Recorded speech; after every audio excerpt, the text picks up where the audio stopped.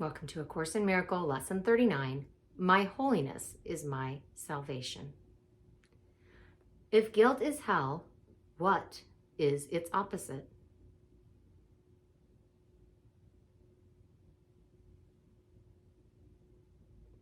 Like the text for which this workbook was written, the ideas used for the exercises are very simple, very clear, and totally unambiguous. We are not concerned with intellectual feats nor logical toys. We are dealing only in the very obvious, which has been overlooked in the clouds of complexity in which you think you think. If guilt is hell, what is its opposite? This is not difficult, surely. The hesitation you may feel in answering is not due to the ambiguity of the question. But do you believe that guilt is hell? If you did, you would see at once how direct and simple the text is, and you would not need a workbook at all. No one needs practice to gain what is already his.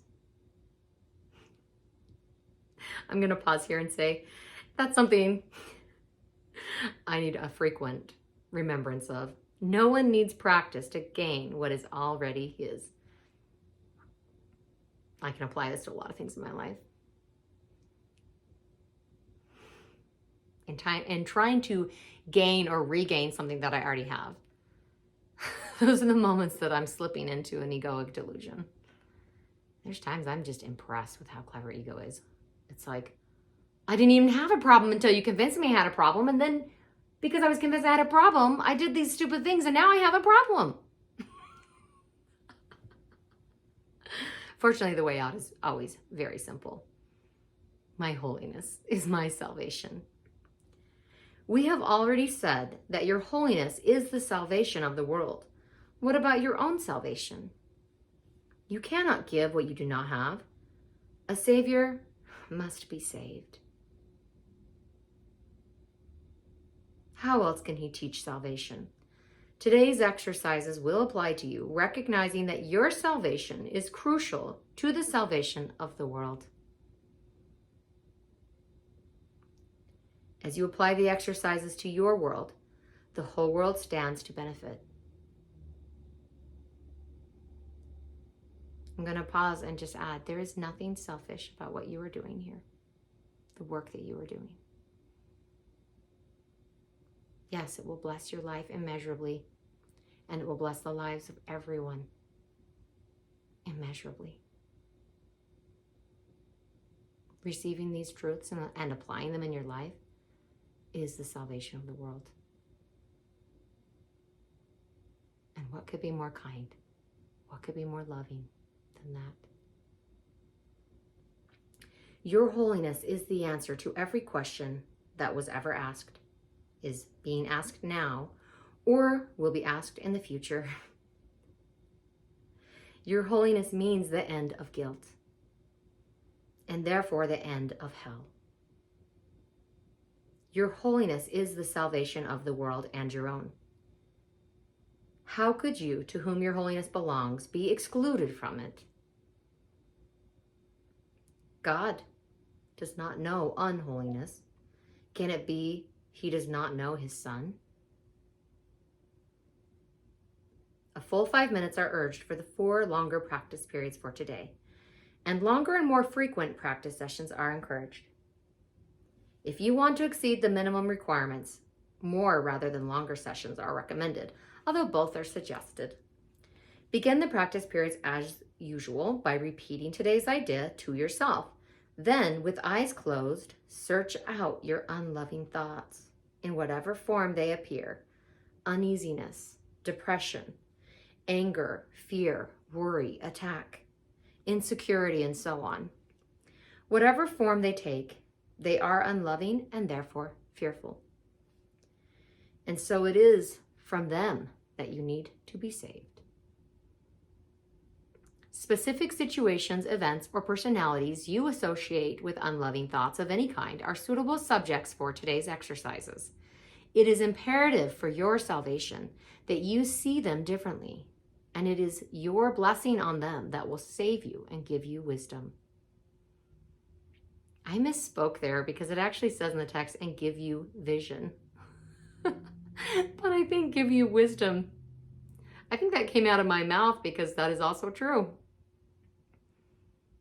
It is your blessing on them that will save you and give you vision and wisdom.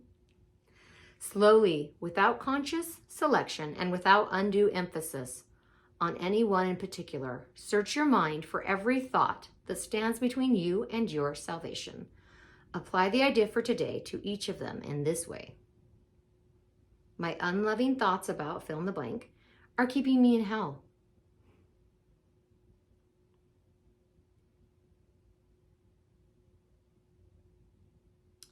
I'm pausing here to hold back tears because I know how true this is from personal experience. And I feel so much compassion for anyone who is still in hell because they don't know how to release their unloving thoughts. But I promise you that this course will help you do that. And then you'll understand exactly what this means. My unloving thoughts about fill in the blank are keeping me in hell. My holiness is my salvation. That person that you cannot love,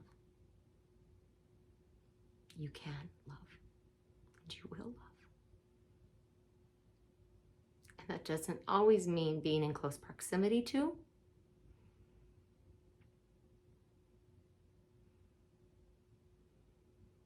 but there can still be love there.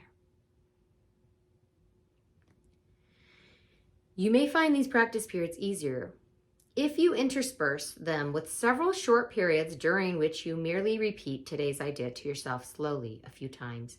You may also find it helpful to include a few short intervals in which you just relax and do not seem to be thinking of anything. Sustained concentration is very difficult at first. It will become much easier as your mind becomes more disciplined and less distractible. Meanwhile, you should feel free to introduce variety into the exercise periods in whatever form appeals to you. Do not, however, change the idea itself as you vary the method of applying it. However you elect to use it, the idea should be stated so that its meaning is the fact that your holiness is your salvation. Each end practice period, by repeating the idea in its original form once more and adding, if guilt is hell, what is its opposite? If guilt is hell, what is its opposite? In the shorter applications, which should be made some 3 or 4 times an hour, and more if possible, you may ask yourself this question. Repeat today's idea and preferably both. If temptations arise, a particularly helpful form of the idea is, my holiness is my salvation from this. So if you find yourself in a situation today where there are unloving thoughts, there are attack thoughts, there's viciousness, there's agitation, irritation, my holiness is my salvation from this. The ego does not want to let go of guilt because guilt is its life raft. It's made up of guilt. It wouldn't exist if there was no guilt. If there's no one to blame or shame or be better than or be worse than, it would have no function. And that is why there are parts that you think are you, but indeed are not. But there are parts of your mind that are very reluctant to accept any of this and that wants to cling to its life raft, its perceived life raft of guilt, because that is what's keeping it in perceptual existence.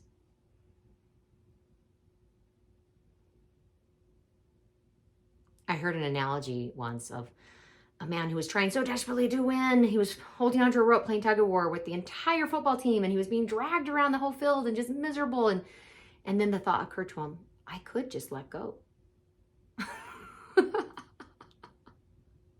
I'm not being dragged through the mud anymore.